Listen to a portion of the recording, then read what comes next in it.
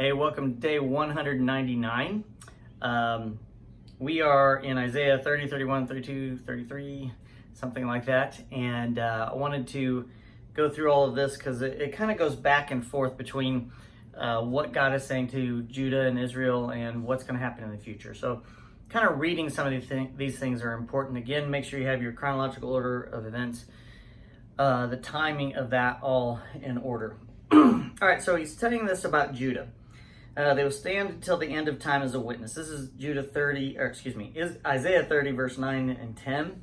That these people are stubborn rebels who refuse to pay attention to the Lord's instructions. They tell the seers, stop seeing visions. Stop seeing visions. They tell the prophets, don't tell us what is right. Tell us nice things. Tell us lies.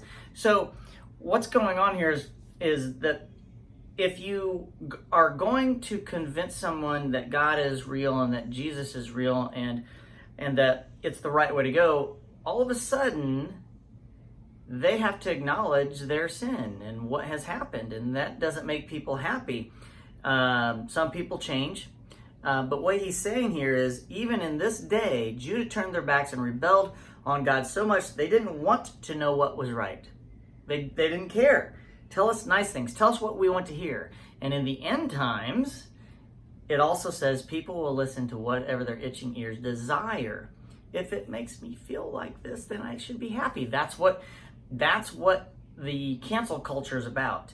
This new culture of saying that if it makes me feel good, then it's okay. And that's not true, but this is what this is all about. Verse 12, this is the reply of the Holy One of Israel. And pay attention whenever it's God talking. Because you despise what I tell you and trust instead in oppression and lies, calamity will come upon you suddenly like a bulging wall that bursts and falls. In an instant, it will collapse and come crashing down. Okay, verse 18, so the Lord must wait for you to come to him. All right, so it's about God waiting for us to turn back to him. So he can show us his love and compassion. For the Lord is a faithful God. Blessed are those who wait for his help. So it's important to wait on the Lord and trust in him. In 25, in that day when your enemies are slaughtered and the towers fall, there will be streams of water flowing down every mountain. Okay, the moon will be as bright as the sun. The sun will be 7 times brighter, like the light of 7 days in one. So it will be when the Lord begins to heal his people and cure the wounds he gave them. What an amazing thing that the sun is going to be 7 times brighter. And there's another thing for your sevens example for your list. Verse 27, look, the Lord is coming from far away, burning with anger, surrounded by thick rising smoke. His lips are filled with fury. His words consume like fire. His hot breath pours out like a flood.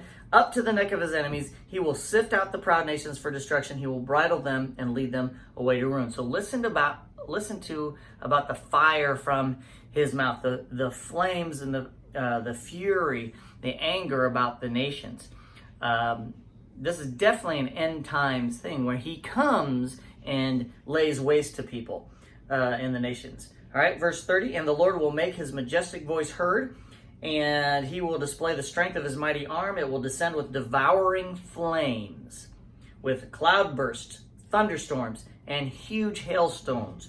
So again, you have devouring flames, the flames being part of consuming everything and burning everything up. Also, you have the hailstones in the end time. So this is definitely talking about when Christ comes and lays waste to the things that are there. Okay, and then we go into the next chapter. I'm talking about Assyria being destroyed. We get into Isaiah 32, verse 1. Look, a righteous king is coming, and honest princes will rule under him. This is Christ. Verse 3, then everyone who has eyes will be able to see the truth, and everyone who has ears will be able to hear it. So those who have eyes can see, those who have ears can hear and understand. And in the tribulation time, it's really not there. It's for the churches. Okay? Verse 6, for fools speak foolishness and make evil plans. They practice ungodliness and spread false teachings about the Lord. They deprive the hungry of food and give no water to the thirsty. The smooth tricks of scoundrels are evil. They plot crooked schemes. They lie to convict the poor, even when the cause of the poor is just. But generous people plan to do what is generous, and they stand firm in their generosity. So evil people continue to do what is wrong, even when they know it's wrong, and they don't care who they're hurting. And that is what is going on right now. And then we get in, let's go down to verse 17. And this righteousness will bring peace.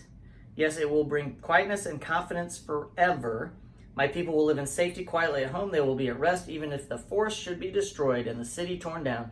The Lord will greatly bless his people. Wherever they plant seed, bountiful crops will spring up. Their cattle and donkeys will graze freely. So God is going to protect the land during the time where he's reigning here on earth, the 1,000-year reign. People will still try to convict and lie and persecute the Christians, except we're going to be protected. And the people alive at that time are protected.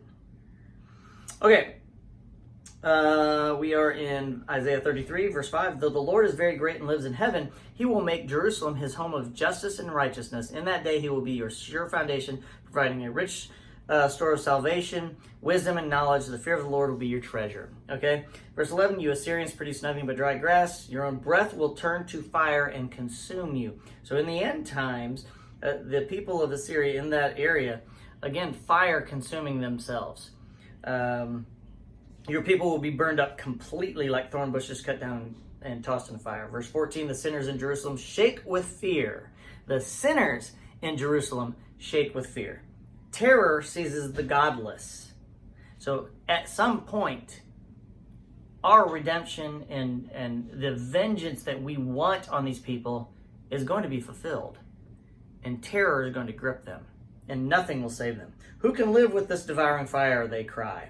Who can survive this all-consuming fire? So this talk about fire consuming everything and them. We aren't here for that.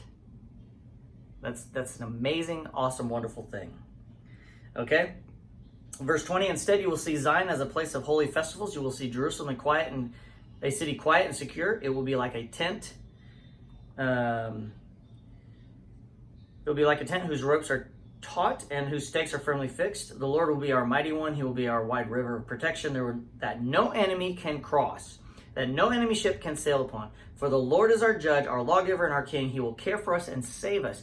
We do not need to worry. Though all of this stuff is going to be going on around us, we will be protected. Verse 24, the people of Israel will no longer say, we are sick and helpless. For the Lord, listen, the Lord will forgive their sins. That's in Isaiah. How awesome is that? That is an awesome, awesome thing. That's day 199. See you tomorrow.